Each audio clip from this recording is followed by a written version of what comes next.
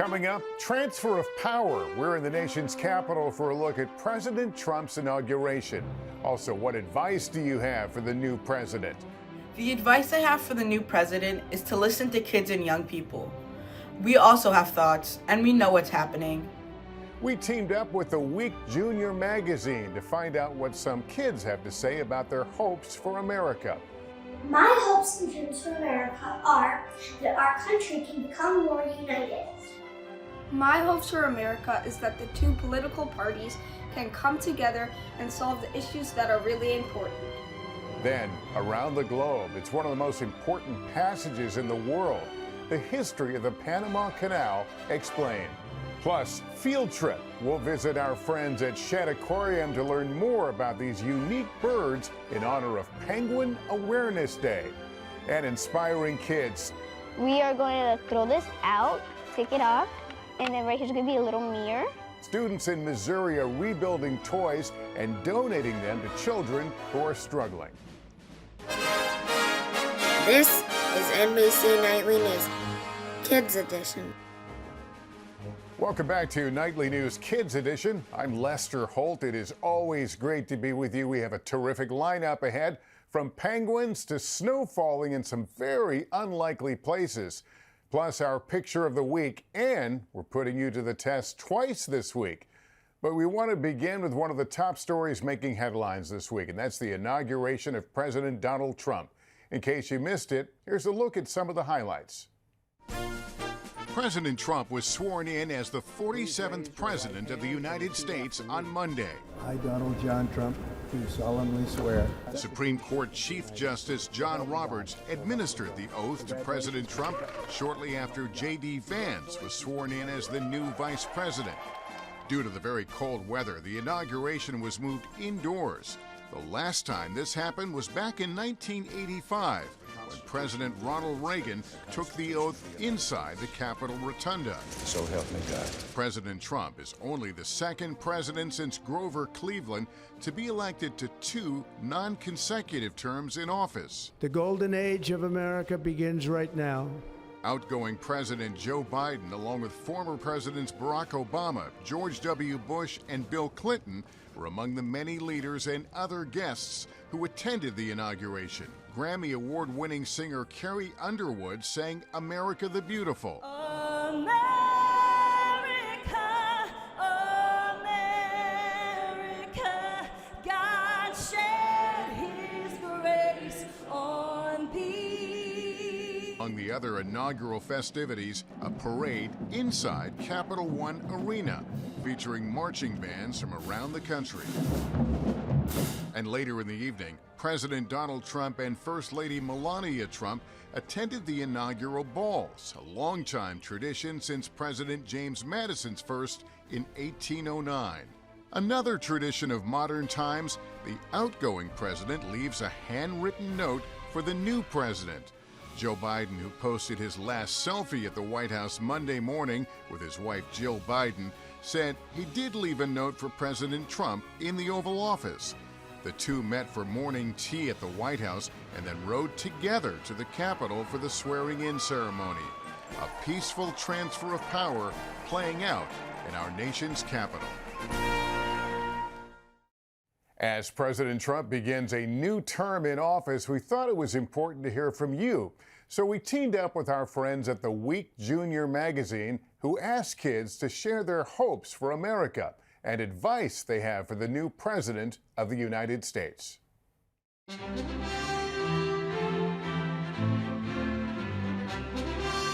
My hopes for America is that the two political parties can come together and solve the issues that are really important. As the great Abraham Lincoln once said, "A house divided against itself cannot stand." My hopes and dreams for America are that our country can become more united. Over the past few years, our country has become more polarized, and I hope that under a new president, we can change that and become more united. My hope for America as a new president takes office is for the country to become less divided. We need to focus more on solving the problems than just arguing about them. My hopes for America as the new president takes office is that the USA reduces our carbon footprint and improves the resources in school and school nutrition. My hopes for America as President Trump takes office are stopping climate change and making sure that everyone has a job.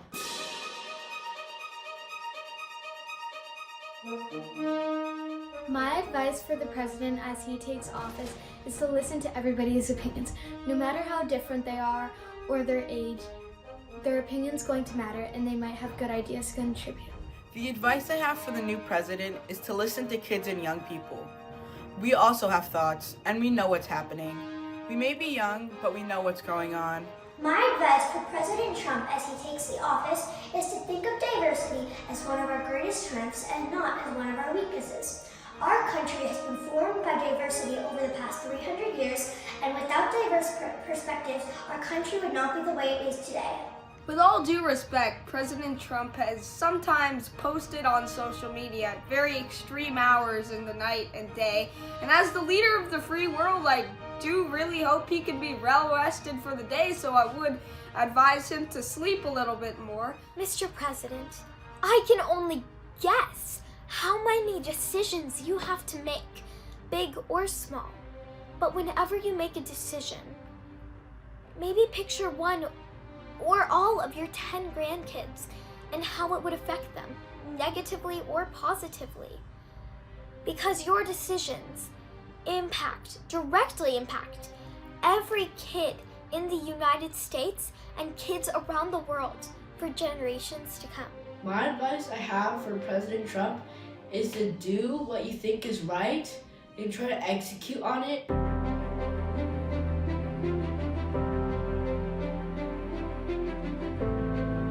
I would like the president to pay attention to gun control. This is a very pressing matter for both kids and adults alike, and personally, I've even had some intruder drills at my school, and those have been very scary. The issues that I would like the president to focus on in the next 4 years is to keep AI in check, but also let it thrive and expand to its potential, because it can help people in numerous ways and also be a great factor in helping people stay alive. An issue that really affects kids that the president should pay attention to is cyberbullying. Social media is all around us kids, whether we like it or not, and some platforms recently have loosened their restrictions on things like hate speech and misinformation. And I think that the president should use his huge influence to make people feel protected while they're on those platforms and be a role model in person and online for treating people with kindness and respect.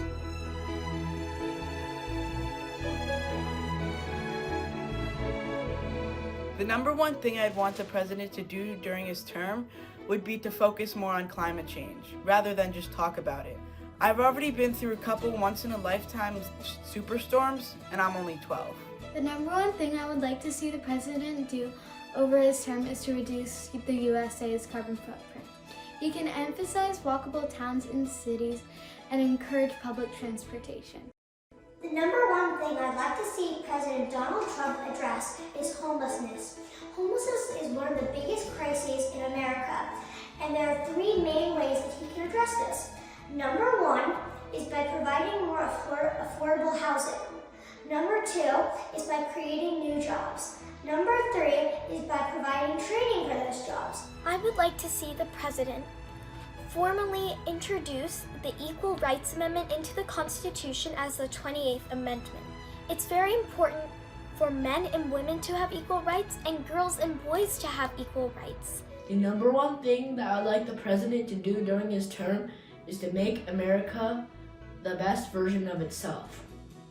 For the people that live in the United States, for the wildlife that lives and thrives in the United States, and for the people that would come and travel and maybe live in the United States. Wow, some really interesting thoughts. Thanks, guys. We want to head now south for our Around the Globe series to a place that's been making headlines lately. President Trump said in his inauguration address he would like to take back the Panama Canal. And it got us thinking, just what is the Panama Canal And why is it so important? Let's find out.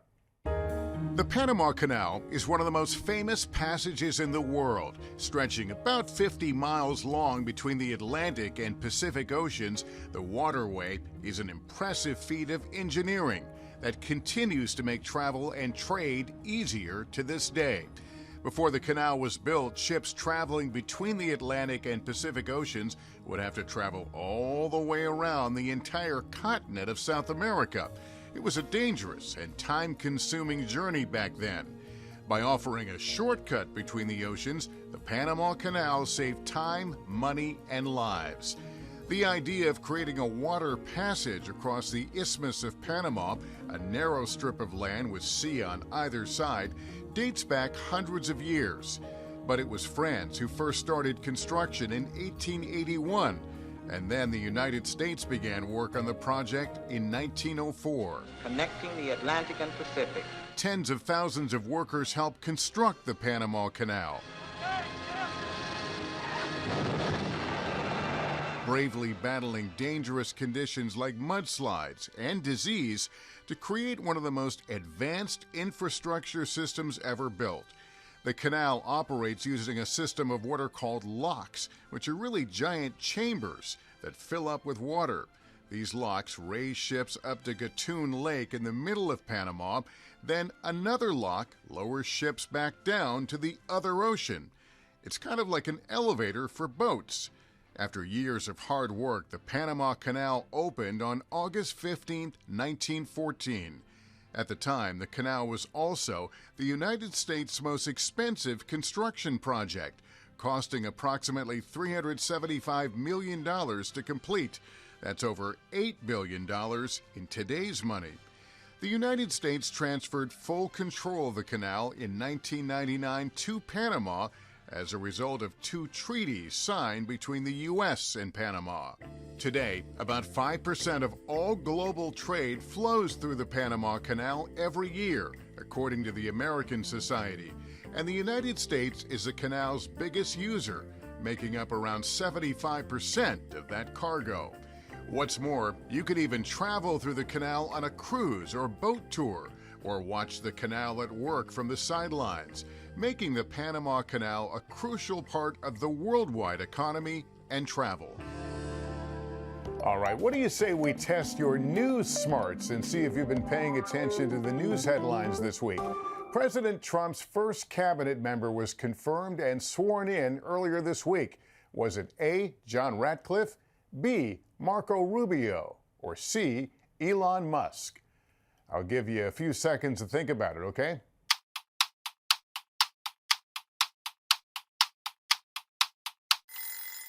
All right, time's up. The answer is B, Marco Rubio.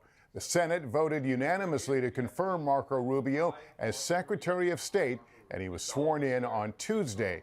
Rubio, a former Republican senator from Florida, will now head the State Department and advise the president on foreign policy.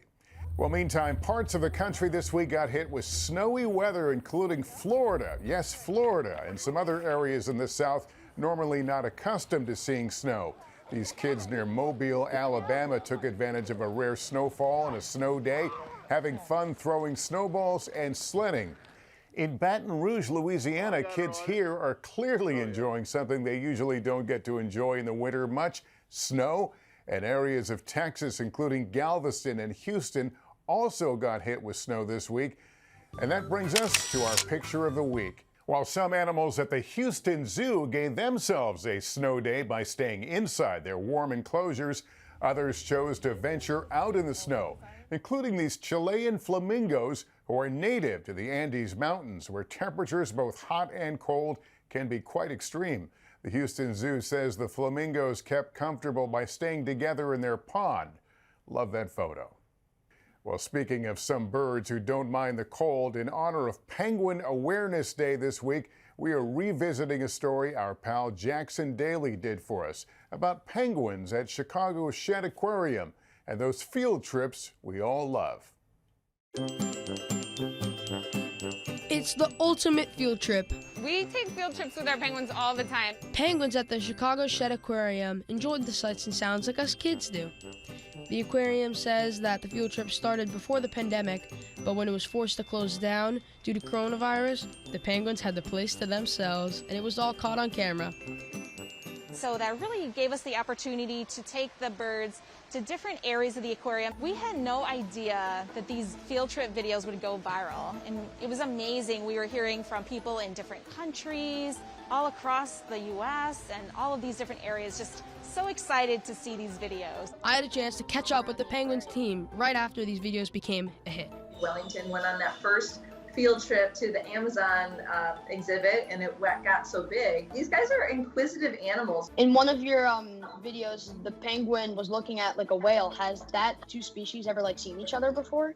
Maybe they have. We might have brought birds to our underwater viewing gallery when we were closed before, but I've never seen a whale take as much interest in the penguins and the curiosity of the whale watching and pressing their melon against the glass. That was awesome. And it was these penguins field trips that helped spark a huge interest in turning these birds into superstars. Did you know that there are 18 different species of penguins? I surely didn't. Some are in cold areas like Antarctica, and others are in temperate regions or warmer regions like the Galapagos Islands or South America or South Africa. So they're completely comfortable walking around in these temperatures. And you can't tell male and female penguins apart just by looking at them. You actually have to do a blood test or get some DNA, or wait a few years and see if the females lay an egg. Another fun fact, they're waterproof. They actually have an oil gland at the base of their tail called the uropygial gland. They can squeeze oil out or rub it in their beak and then rub it throughout their feathers. And penguins eat only as much as they need. They'll actually stop when they're full. I'm Jackson Daly for Nightly News Kids Edition. Back to you, Lester. All right, Jackson, thanks so much, my friend. Okay, time now for our pop quiz. And since we're on the subject of penguins, the question this week, true or false? Penguins only live in snowy or icy habitats. I'll give you a few seconds to think about it.